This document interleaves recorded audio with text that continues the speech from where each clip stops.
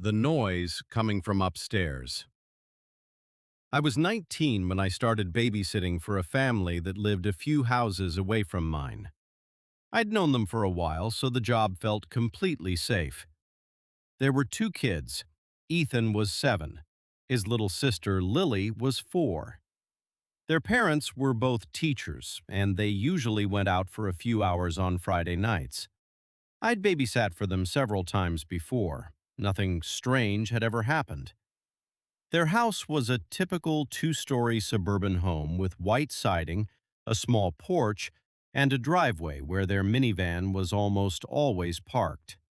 I knew the layout. I knew where the snacks were. I knew which television remote actually worked. It was the kind of babysitting job where you could practically put the house on autopilot. That Friday night, their parents left around 7:30. Their mom gave me the usual instructions. Dinner was already prepared. The kids could watch one show, and if they woke up during the night, I was supposed to call. Pretty normal. Around 8:40, the kids went upstairs. I helped Lily brush her teeth, tucked both of them into bed, and headed back downstairs. I put on the television and opened my laptop. About 20 minutes later, I heard a noise above me. A slow creak. Then another. I looked toward the ceiling. I figured one of the kids had gotten out of bed. Ethan?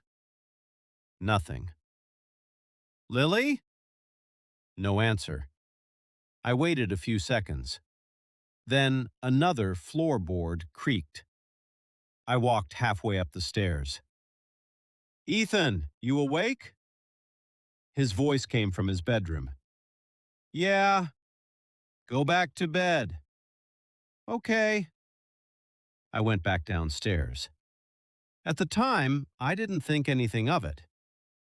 Then I heard the footsteps again, only this time they sounded heavier, not like a little kid walking around.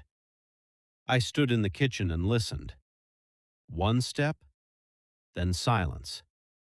Another step, then silence again. I told myself it was the house. Old houses make noises. Pipes knock. Floorboards shift. Things expand and contract. There was always an explanation. At least, that's what I wanted to believe. Around 9:30, something hit the floor upstairs. A second later, Lily started crying. I ran upstairs. She was sitting upright in bed. What happened? She pointed toward the hallway. Ethan went downstairs. I frowned. Ethan? I looked into his bedroom. His bed was empty. I checked the bathroom. Nothing. Then I heard movement downstairs. I slowly walked toward the staircase. Ethan? No answer. I started down, and there he was, standing at the bottom of the stairs, barefoot, still wearing his pajamas. Ethan, what are you doing down here? He stared at me, then whispered, I didn't come downstairs. I stopped. What? He pointed toward the kitchen. I heard someone walking. I tried to smile. Maybe you heard me. He shook his head. No. He looked genuinely frightened. It wasn't you. That changed the way I felt. I checked the kitchen. Nothing. The back door was locked. The windows were shut. The living room was empty. I didn't see anyone. So I took Ethan back upstairs and told him everything was okay. Then I returned downstairs. For the first time that night, I wasn't comfortable. About 10 minutes later, I heard another sound. Footsteps. This time, they were definitely coming from upstairs. I looked toward the staircase. Nobody was there. One slow step, then another, then silence. I grabbed my phone and called their mother. She answered. I told her what was happening. She tried to laugh it off. Maybe the kids are moving around. I said, they're both in their rooms. She went quiet. Then she said, check all the doors. I checked the front door. Locked. Back door. Locked. Then I noticed the basement door. It was open. I stared at it. I was almost certain I'd closed it earlier.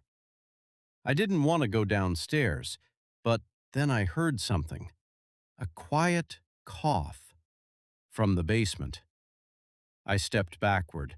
I called 911.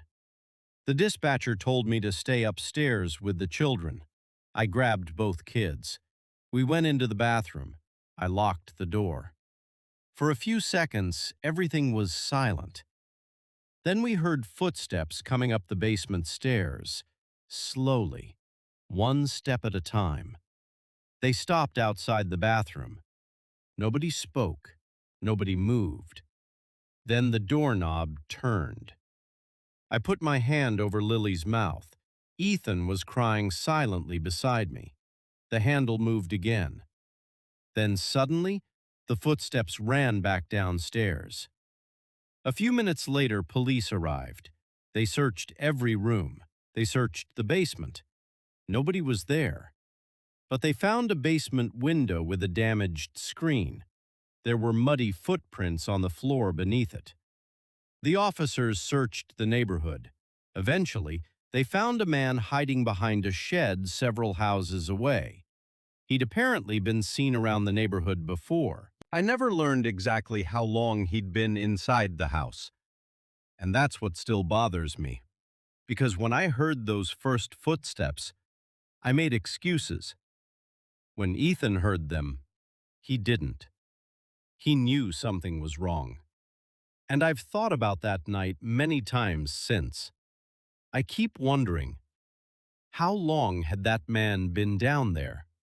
And how long had he been listening to us move around upstairs? Story 2. The Shadow Outside the Window. I was 22 when I accepted a babysitting job for a family I'd never met before. I found the job through a local babysitting website. The parents had 2 boys. Noah was 5, Mason was 8.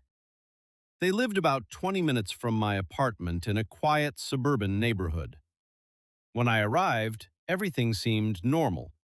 The parents showed me the kitchen, the emergency contacts, the boys' bedrooms, and where they kept the snacks. Before they left, the father joked, "If you hear anything outside tonight, don't panic. There are always animals running around back there." I laughed. It seemed like an ordinary warning. The boys watched a movie while I sat nearby. Around 9:15, they went upstairs. I cleaned up the kitchen and brought my laptop into the living room. For almost an hour, nothing happened. Then I noticed something move behind the curtains. A shadow. I looked toward the window. Nothing. I slowly pulled the curtain aside. The backyard was dark. Nobody was there. I closed the curtain. I told myself it had probably been a tree moving in the wind, maybe headlights from a passing car. Nothing unusual. About 20 minutes later, the shadow appeared again. This time, it stopped. I stood up, walked toward the window. Nothing. I turned on the backyard light. Still nothing. I actually felt a little embarrassed. I thought I was imagining things. Then I went upstairs to check on the boys. Noah was asleep. Mason was awake. I asked, "Everything okay?"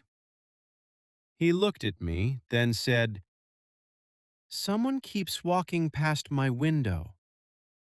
I stopped. "What do you mean?" He pointed toward the curtains. "There's a man outside." I looked toward the window. "Are you sure?" He nodded. "He was there before." I opened the curtain. There was nobody there. I tried to reassure him. It's probably just a shadow. Mason shook his head. No. Then he said, he doesn't use the sidewalk. That sentence bothered me. I asked him what he meant. He told me the man walked across the grass behind the house. I closed the curtain immediately. Okay, stay upstairs for me. Then I called his parents. His mother answered. I explained what Mason had told me. She didn't laugh. She didn't say it was nothing. Instead, she said, "Lock the doors." That was when I realized she was worried too. I went downstairs. Front door, locked. Back door, locked. Windows, locked. I turned on every exterior light. Nothing. For the next 15 minutes, everything was quiet. Then I heard a soft tapping sound. I looked toward the kitchen window. Nothing. Another tap. I walked closer. And that's when I saw it. A handprint, fresh on the glass. I froze. Someone had been standing right outside. I immediately went upstairs. I grabbed both boys. We locked ourselves inside the bathroom. I called 911. The dispatcher told me not to approach any windows. Then we heard the back door handle move. Once. Then again. Harder. Noah started crying. Mason leaned close to me and whispered, "That's the man." The handle stopped. A few seconds later, we heard footsteps moving across the back porch, then around the side of the house. Then silence. Police arrived shortly afterward. They searched the property. They found footprints in the grass directly beneath the boys' bedroom window. The footprints continued around the house. Near the back door, officers found a small flashlight. The batteries were still warm. They searched the surrounding area but didn't find anyone that night. A few weeks later, police contacted the family.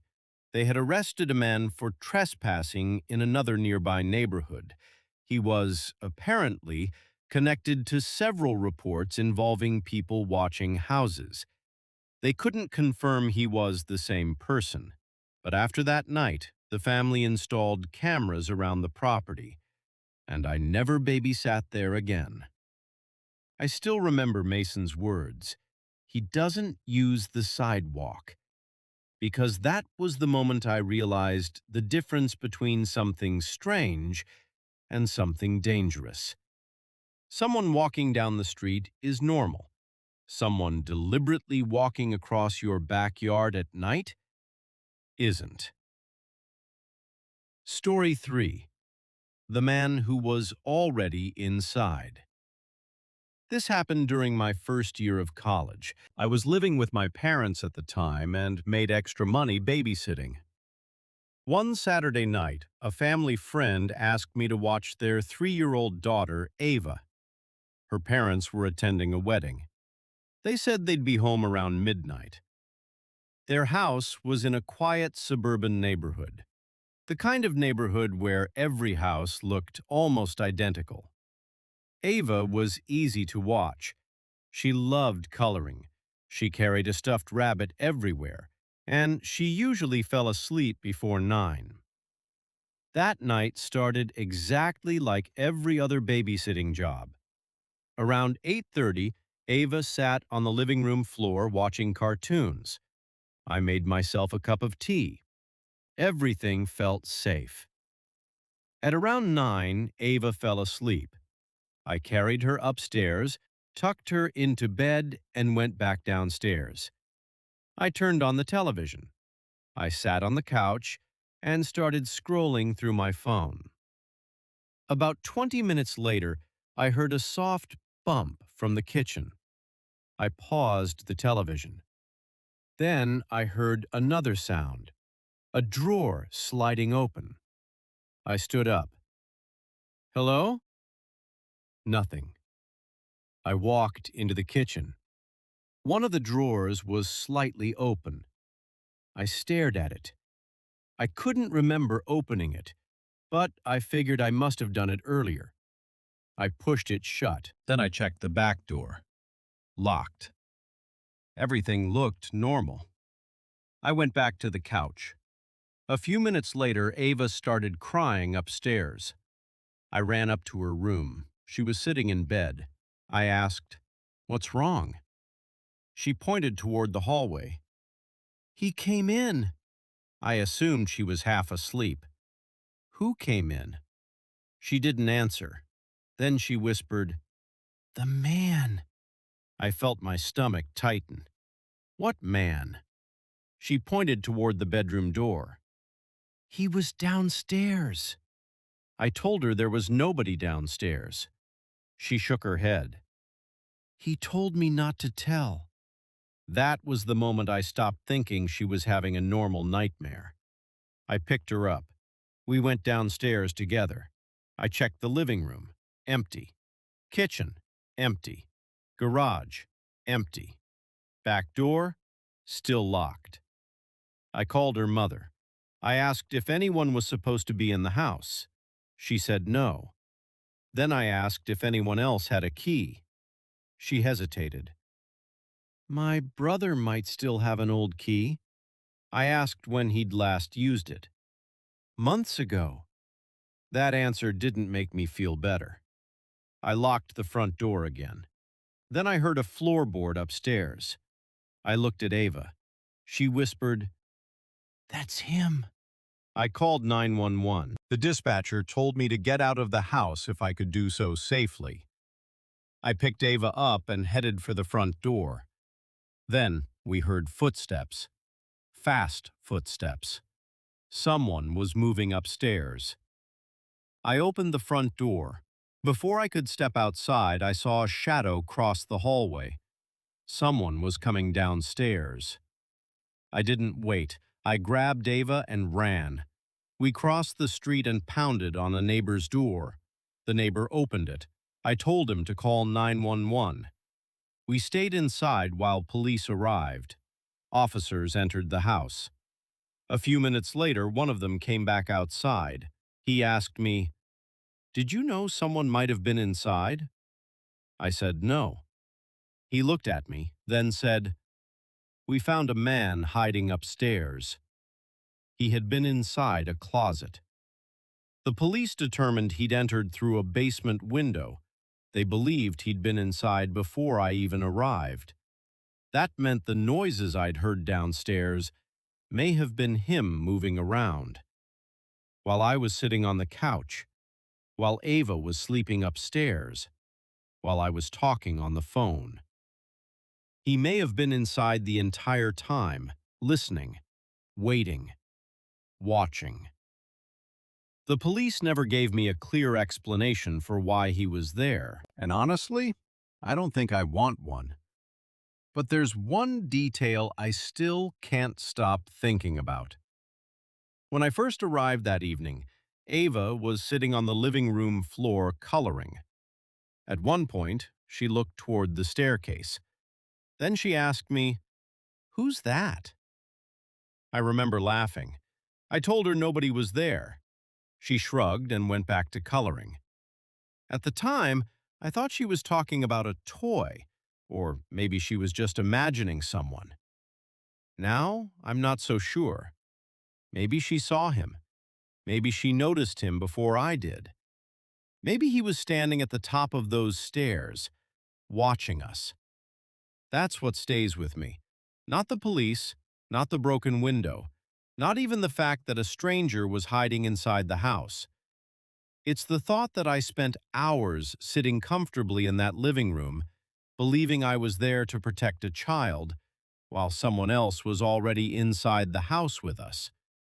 And that's something I've never forgotten. Sometimes the scariest part of being alone isn't wondering whether someone might come inside. It's realizing they might already be there.